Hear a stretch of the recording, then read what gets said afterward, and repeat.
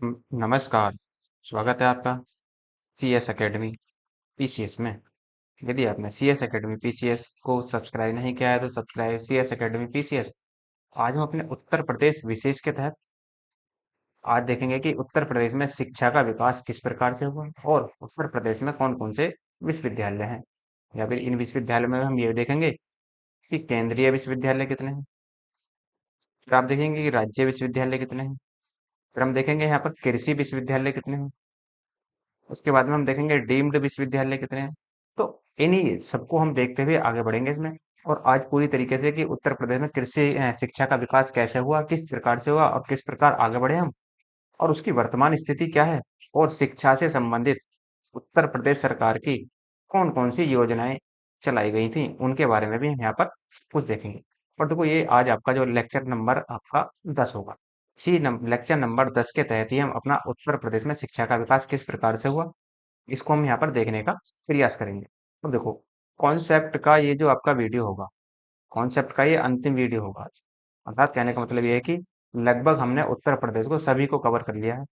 आज शिक्षा का विकास रह गया, तो ये भी आज आपका पूरा हो जाएगा और इसी के तहत उत्तर प्रदेश आपका समाप्त हो जाएगा। लेकिन कॉन्सेप्ट समाप्त होगा, इसके जो एमसीक्यू है वो मैं आपको कराऊंगा इसके ऐसे लेक्चर के बाद में। तो एमसीक्यू आपको लगभग मैं आपको 300 एमसीक्यू कराऊंगा, वो आपको पहले कराऊंगा मैं आपको यूपी ट्रिपल एससी के लेवल पे, और उसके बाद में मैं आपको यूपीपीएससी लेवल के एमसीक्यू कराऊंगा। 2 वीडियो तो आपके यूपी ट्रिपल एससी पर आएंगे।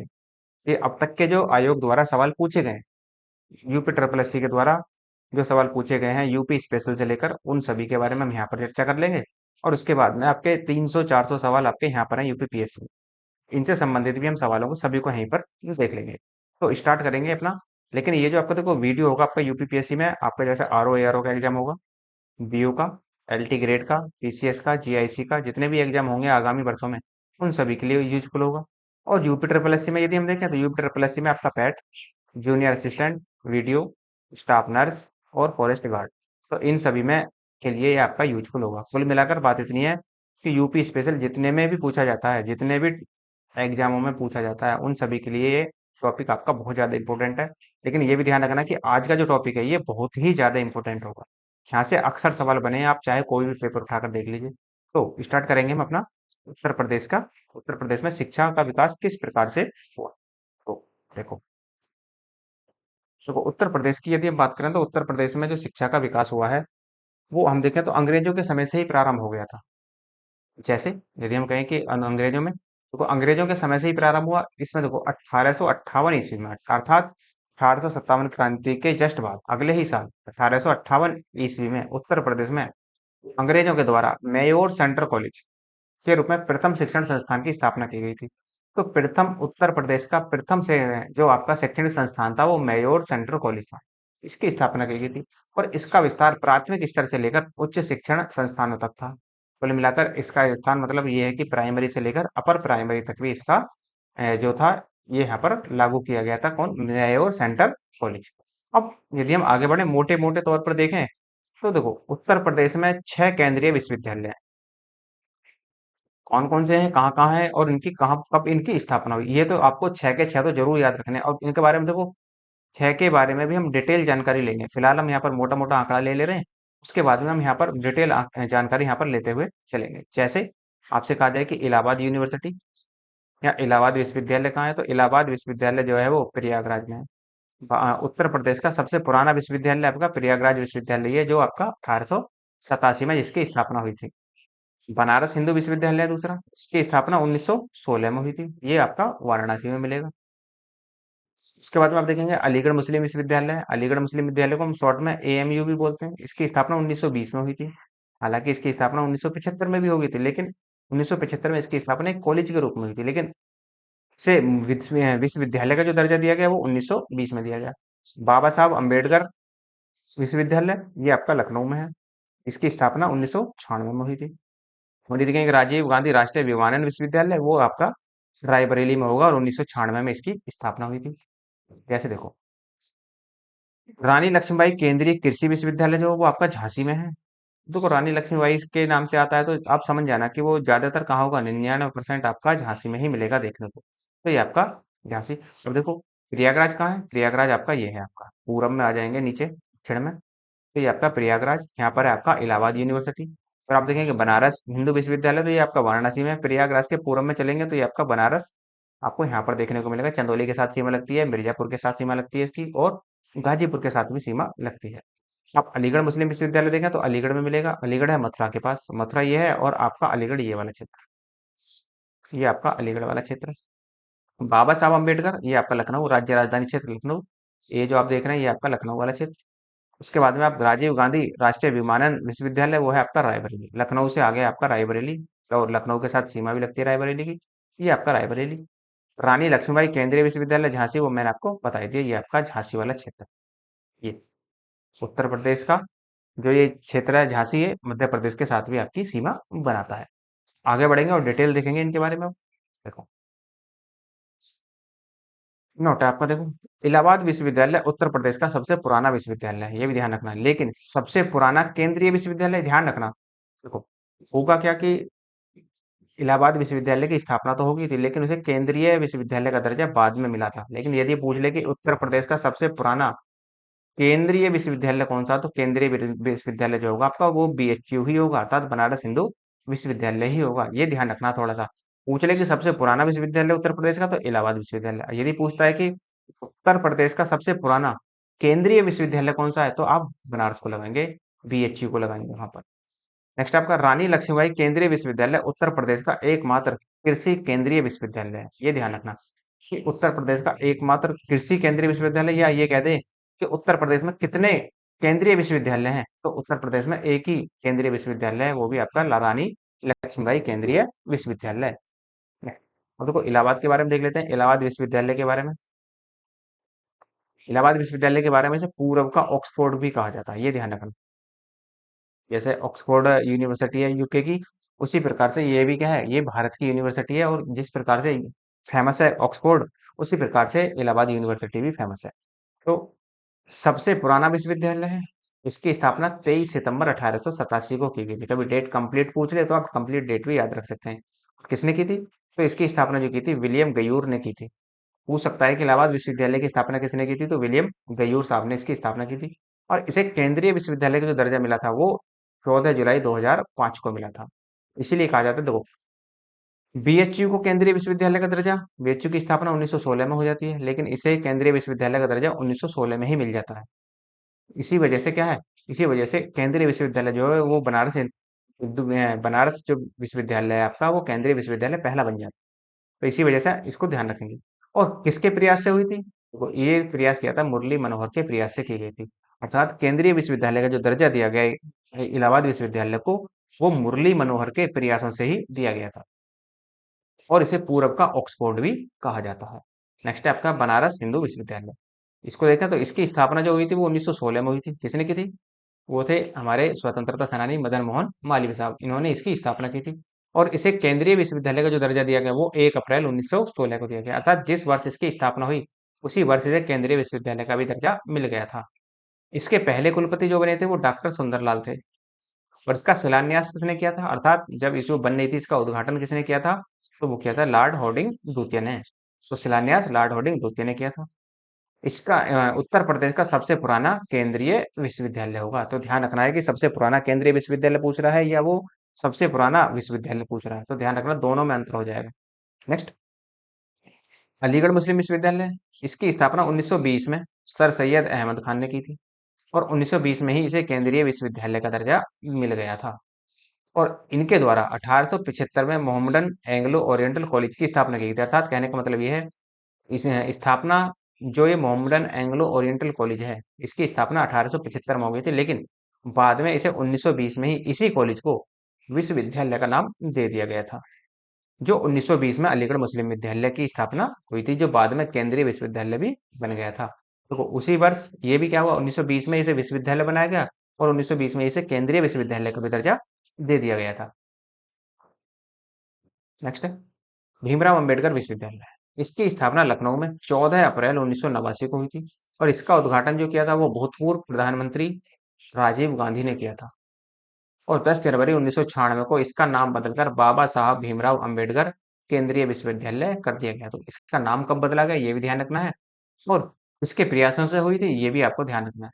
तो 1989 में इसकी स्थापना हुई थी डॉक्टर भीमराव अंबेडकर विश्वविद्यालय की। नेक्स्ट है आपका रानी लक्ष्मीबाई विश्वविद्यालय, केंद्रीय विश्वविद्यालय। तो ये कह लो कि रानी लक्ष्मीबाई केंद्रीय कृषि विश्वविद्यालय।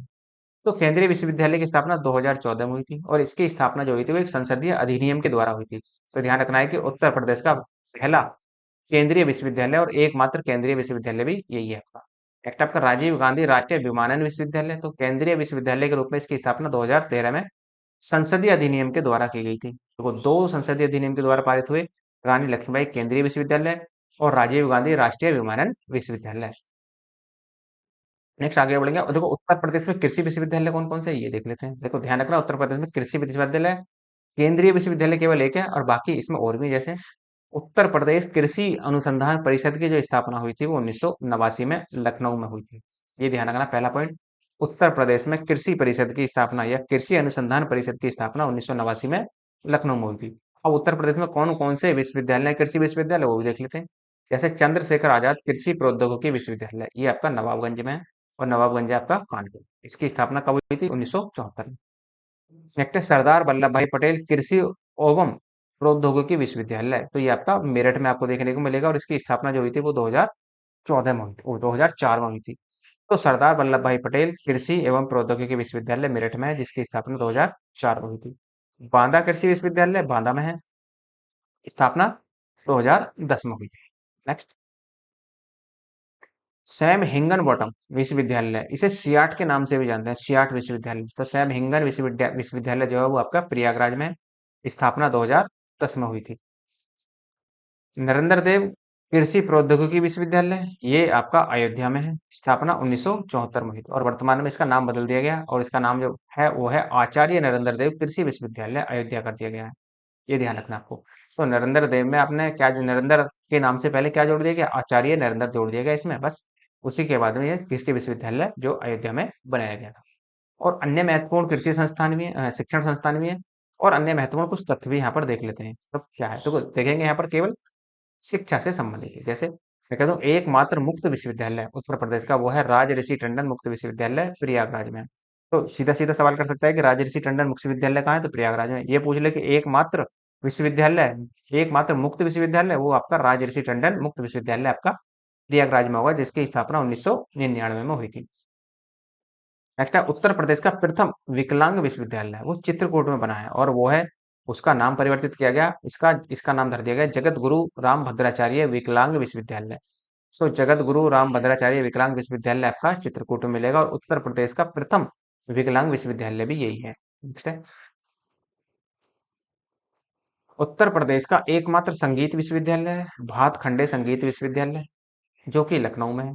इसकी स्थापना कब हुई थी? तो 1960 में हुई थी।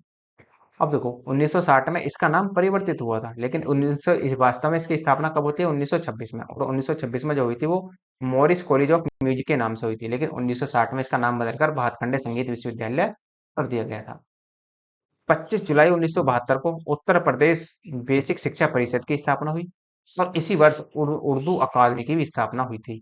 उर्दू अकादमी और उत्तर प्रदेश बेसिक शिक्षा परिषद की स्थापना दोनों की 26 जुलाई 1972 को हुई थी। और 26 जुलाई 2011 को निशुल्क एवं अनिवार्य बाल शिक्षा अधिकार लागू किया गया था उत्तर प्रदेश में। और उत्तर प्रदेश में 17 शिक्षा मंडलों में बांटा गया, अर्थात उत्तर प्रदेश को ये कह लें कि उत्तर प्रदेश में 17 शिक्षा मंडल हैं। तो देखो उत्तर प्रदेश में विश्वविद्यालय कितने हैं यदि हम देखें तो देखो डीम्ड विश्वविद्यालय की संख्या यहाँ पर 9 है, जो निजी विश्वविद्यालय है यहाँ पर वो 29 है, जो केंद्रीय विश्वविद्यालय है वो आपके 6 हैं। उसी तरह से देखेंगे तो राज्य विश्वविद्यालयों की संख्या 31 है। केंद्रीय विश्वविद्यालय पूरा डेटा याद रखना है आपको, केंद्रीय विश्वविद्यालय 6, राज्य विश्वविद्यालय 31, निजी विश्वविद्यालय 29 और डीम्ड विश्वविद्यालयों की संख्या 9 है। काशी विद्यापीठ की स्थापना वाराणसी में असहयोग आंदोलन के समय 10 फरवरी 1921 को हुई थी और 1995 में इसका नाम बदलकर महात्मा गांधी काशी विद्यापीठ कर दिया गया था। इसकी स्थापना किसने की थी? तो शिव प्रसाद ने की थी, बाबू शिव प्रसाद ने की थी इसकी स्थापना, किसकी? काशी विद्यापीठ की स्थापना। नेक्स्ट है कन्हैया लाल मणिक लाल केंद्रीय हिंदी संस्थान, कन्हैया लाल मणिक लाल केंद्रीय हिंदी संस्थान आगरा में है आपका। और किंग जॉर्ज चिकित्सा विश्वविद्यालय वो आपका लखनऊ में है। तो किंग जॉर्ज चिकित्सा विश्वविद्यालय लखनऊ में आपको देखने को मिलेगा। आगे बढ़ते हैं। तो लक्ष्मीपति सिंघानिया हृदय रोग संस्थान आपका कानपुर में मिलेगा, ये आपका कानपुर। तो यहाँ पर देख रहे हैं आप कानपुर नगर और कानपुर देहात, ये आपका कानपुर वाला क्षेत्र। जेके कैंसर संस्थान भी आपका कानपुर में ही है। और किंग जॉर्ज दंत विज्ञान विश्वविद्यालय आपका लखनऊ में है। तो किंग जॉर्ज दंत विश्वविद्यालय लखनऊ, राज्य राजधानी क्षेत्र लखनऊ, ये आपका लखनऊ वाला है। इसकी स्थापना जो हुई थी वो किंग जॉर्ज दंत विज्ञान विश्वविद्यालय की स्थापना 2004 में हुई थी। नेक्स्ट आपका Ram Manohar Lohia institute of medical संस्थान, ये भी आपका लखनऊ में मिलेगा, राज्य राजधानी क्षेत्र लखनऊ में आपको देखने को मिलेगा। नेक्स्ट आगे बढ़ेंगे। उत्तर प्रदेश हिंदी संस्थान की स्थापना, देखो उत्तर प्रदेश बेसिक संस्थान की स्थापना पूछे तो 1972, लेकिन उत्तर प्रदेश हिंदी संस्थान की स्थापना 1974 में हुई थी। इसी के द्वारा देखो जो हिंदी संस्थान है, उत्तर प्रदेश हिंदी संस्थान जो है, इसी संस्थान के द्वारा भारत भारती पुरस्कार, हिंदी गौरव पुरस्कार, महात्मा गांधी पुरस्कार इत्यादि सहित 111 पुरस्कार वितरित किए जाते हैं। इसके द्वारा हिंदी संस्थान के द्वारा ही जितने भी पुरस्कार उत्तर प्रदेश में दिए जाते हैं शिक्षा से संबंधित, वो इसी के द्वारा दिए जाते हैं और लगभग इसके द्वारा 111 पुरस्कार दिए जाते हैं। अभी आपको बताया जैसे उत्तर प्रदेश का सबसे बड़ा पुरस्कार जो माना जाता है वो भारत भारती पुरस्कार माना जाता है। और हिंदुस्तान एकेडमी की स्थापना प्रयागराज में 1926 में हुई थी। तो प्रयागराज वाला आपका इलाहाबाद वाला क्षेत्र ये आपका हिंदुस्तान एकेडमी की स्थापना 1926 में प्रयागराज में। उत्तर प्रदेश में सिंधी अकादमी की स्थापना 1996 में हुई थी। जो सिंधी हमारी भाषा है वो 1996 में इसकी स्थापना हुई। और जबकि उत्तर प्रदेश में भाषा संस्थान की स्थापना जो हुई थी वो 1994 में हुई थी। ये थोड़े से पॉइंट याद रखने, फैक्ट हैं, आपको इनको याद रख के चलना। हिंदी को राजभाषा घोषित जो किया गया था वो 1947 में किया गया था। ये देखो उत्तर प्रदेश की दो भाषाएं, एक तो उर्दू और एक आपकी हिंदी। हिंदी को 1947 में और उर्दू को 1989 में यह दर्जा मिला हुआ है। नेक्स्ट है 26 जनवरी 1968 से प्रदेश के सभी कार्यालयों में राजभाषा हिंदी को अनिवार्य कर दिया गया, अर्थात जितने भी कार्य होंगे वो हिंदी भाषा में ही होंगे 1968 से। और 1989 में उर्दू को द्वितीय राजभाषा के रूप में घोषित किया गया था। आगे बढ़ते हैं। तो देखो उत्तर प्रदेश में शिक्षा से संबंधित कौन कौन सी योजनाएं हैं वो भी देख लेते हैं। जैसे विद्या वाहिनी प्रोजेक्ट की शुरुआत 2003 में की गई थी और कंप्यूटर शिक्षा पर बल देने के लिए हुई थी, अर्थात विद्या वाहिनी प्रोजेक्ट की शुरुआत जो 2003 में हुई थी उसमें कंप्यूटर को बढ़ावा देने के लिए इसकी शुरुआत की गई थी, ताकि कंप्यूटर में लोग बागों की या जो हमारे युवा हैं उनकी रुचि को बढ़ाया जा सके। क्योंकि सारे काम आज वर्तमान में देखते हैं आप, सारे काम किससे होते हैं, सारे काम कंप्यूटर से ही होते हैं। इसी वजह से इस योजना को विद्या वाहिनी प्रोजेक्ट योजना को लाया गया था उत्तर प्रदेश में कंप्यूटर शिक्षा को बढ़ावा देने के लिए। नेक्स्ट आपकी कल्प शिक्षा योजना।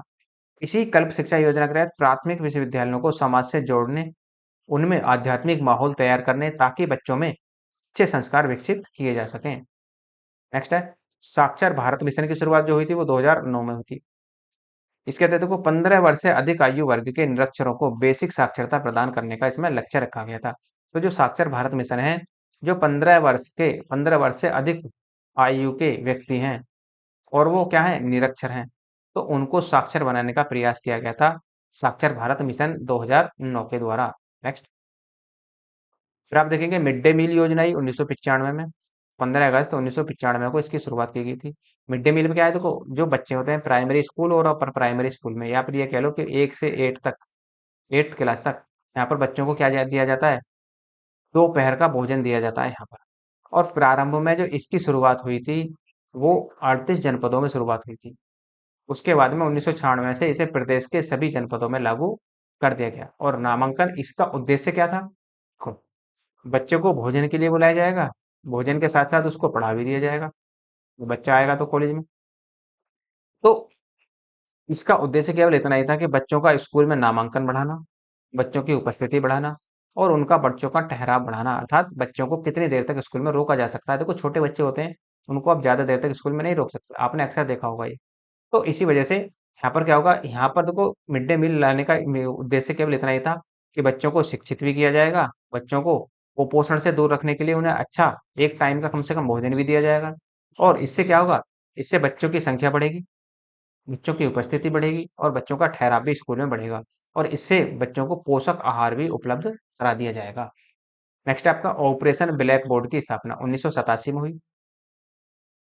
ऑपरेशन ब्लैक बोर्ड का देखो उद्देश्य क्या था, ये पूरी तरीके से केंद्र प्रायोजित योजना थी, अर्थात केंद्र के द्वारा संचालित की जाने वाली योजना थी। केंद्र प्रायोजित का मतलब ये होता है कि जितनी भी फंडिंग होगी वो राज्य सरकार से ना होकर वो केंद्र से फंडिंग होगी इसकी। और प्राइमरी के विद्यालयों को पढ़ाई लिखाई खेलकूद संबंधी सामग्रियां प्रदान कराना, अर्थात ऑपरेशन ब्लैक बोर्ड के तहत ही प्राइमरी स्कूलों में जो बच्चे होते हैं उनको खेल के सामान उपलब्ध कराना, किसके तहत, ऑपरेशन ब्लैक बोर्ड के तहत ही यहाँ पर किया गया था। जैसे खेल के सामान में कोई क्रिकेट खेलना पसंद करता है तो उसको क्रिकेट और बल्ला वगैरह, बैट वगैरह, बॉल वगैरह उसको दी जाएंगी। कोई बैडमिंटन खेलना पसंद करता है तो उस तरह की उसको सामग्री वहां पर उपलब्ध कराई जाएगी। ये सब किसके तहत हुआ, ये सब हुआ आपका ऑपरेशन ब्लैक बोर्ड की।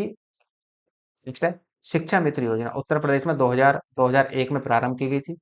अब इसमें क्या था कि देखो, अध्यापकों की कमी के चलते हुए इस प्रकार की योजना लाई गई थी, शिक्षक मित्र, शिक्षा मित्र योजना, शिक्षा के मित्र।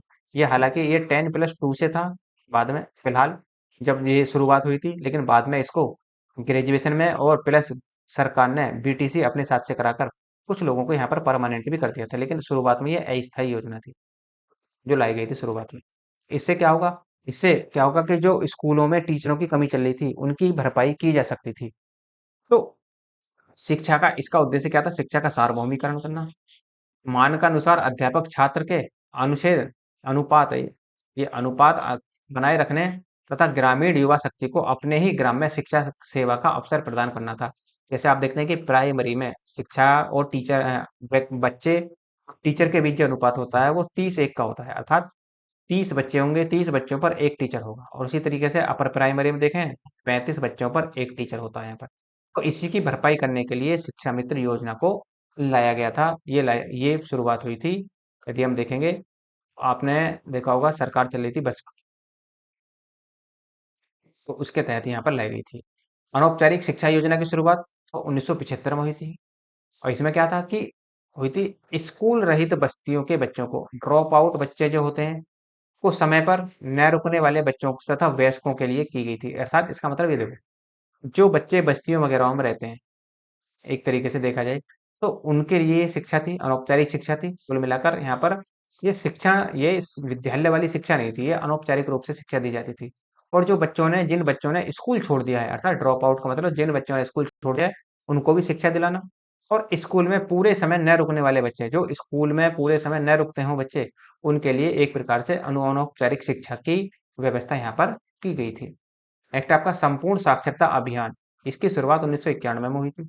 और ये किसके लिए था, वे व्यक्ति जो 15 से 35 वर्ष के वर्ग के हैं, या 15 से 35 वर्ष के हैं और जो निरक्षर हैं, इनको साक्षर बनाने का उद्देश्य था। अर्थात संपूर्ण साक्षरता मिशन, जो संपूर्ण साक्षरता अभियान था, उसका उद्देश्य ये था कि 15 से 35 वर्ष के बच्चों को या व्यक्तियों को जो निरक्षर हैं उनको साक्षर बनाना इस मिशन का उद्देश्य था, या इस अभियान का उद्देश्य था। नेक्स्ट नेक्स्ट देखें तो कस्तूरबा गांधी बालिका विश्वविद्यालय की योजना जो शुरू हुई थी वो 2004 में हुई थी। तो इसमें जो कस्तूरबा गांधी है, जो बालिका विश्वविद्यालय, ये इसमें केवल लड़कियां ही पढ़ सकती हैं। तो शैक्षिक दृष्टि से पिछड़े हुए बच्चे जो होते हैं, जो पिछड़े हैं, वो वंचित वर्ग के हैं, विद्यालय से बाहर हैं और ड्रॉप आउट, अर्थात 11 से 14 वर्ष की बालिकाओं को कक्षा 6 से 8 तक आवासीय शिक्षा उपलब्ध कराना है। और इसमें क्या है कि इसमें 75 सीट जो आप देखते हैं वो SC ST के लिए, OBC के लिए और अल्पसंख्यक के लिए, और 25 सीटें अन्य वर्ग की BPL बालिकाओं के हेतु आरक्षित की गई हैं। अर्थात 75% सीटें जो आपको देखने को मिलती हैं इसमें SC ST और OBC तथा अल्पसंख्यकों के लिए हैं। और 25% सीटें हैं जो BPL परिवार की जो बालिकाएं होती हैं उनके लिए यहाँ पर रिजर्व कर दी जाती हैं। नेक्स्ट है सर्व शिक्षा अभियान की शुरुआत। तो सर्व शिक्षा अभियान की शुरुआत जो हुई थी वो 2001 में हुई थी। और इसका उद्देश्य क्या था, देखो, सभी को शिक्षा व सभी को ज्ञान, यहाँ पर इसका उद्देश्य था। मतलब सभी को शिक्षा दी जाए और सभी को ज्ञान दिया जाए, यही सर्व शिक्षा अभियान का उद्देश्य था जो 2001 में लाया गया था। इसे 6 से 14 वर्ष तक के बच्चों का 100% नामांकन कराना था।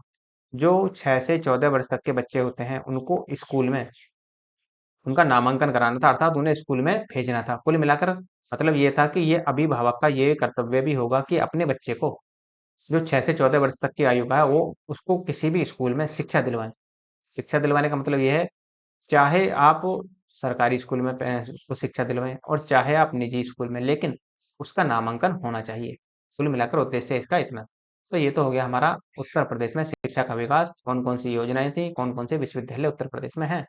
अब देखो, यदि आपको लेक्चर की पीडीएफ की आवश्यकता हो तो नीचे डिस्क्रिप्शन में टेलीग्राम का लिंक दिया हुआ है, तो टेलीग्राम ज्वाइन कर लेना वहाँ से। तो वहाँ से आपको टाइम टू टाइम पीडीएफ मिल जाती है। हालांकि 9 लेक्चर तक वहाँ पर पीडीएफ अपलोड हुई है, और जो आज जैसे ही लेक्चर अपलोड होगा ये आज का, उसके बाद आपको 10वें लेक्चर की भी पीडीएफ अपलोड करा दी जाएगी।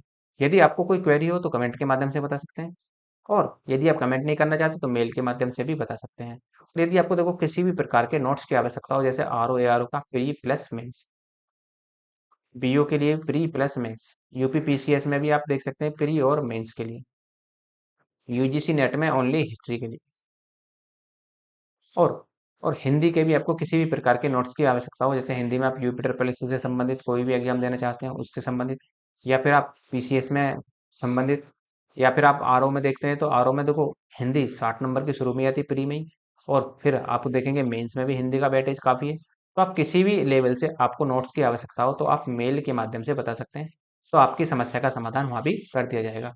और यदि आपको लगता है लेक्चर अच्छा है तो लाइक कीजिए, शेयर कीजिए, सब्सक्राइब करना ना भूलें। धन्यवाद।